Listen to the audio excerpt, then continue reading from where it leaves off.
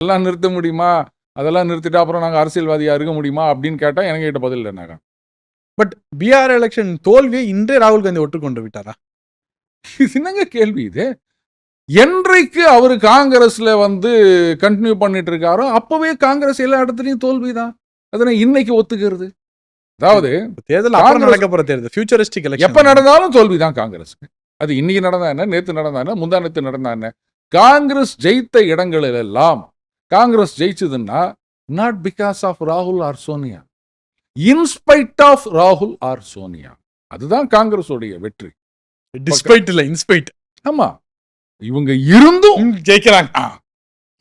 ஒரு மேட்ச்ல 70 ஓவரோ என்னவோ ஆடி 20 ரன்னோ என்னவோ எடுத்து டொக்கு வச்சு ஒருத்தர் ரொம்ப ஃபேமஸ் ஆர் இன்ஃபேமஸ் ஆனாரு.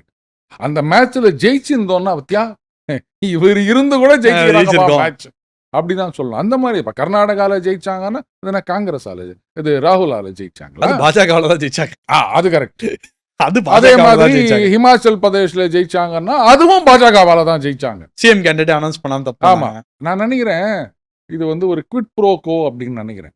அது பிஜேபின்னு தான் நினைக்கிறாங்க. ராகுலால நாங்க சென்ட்ரல்ல ஜெயிச்சுக்கிறோம், எங்களால நீங்க 1-2 ஸ்டேட்ல ஜெயிச்சுக்கங்க, இப்படி ஏதோ ஒரு டீலிங் இருக்குதோ அப்படின்னு கூட எனக்கு தோணுது நாகராஜ். நல்லா இருக்குல்ல இந்த டீலிங்.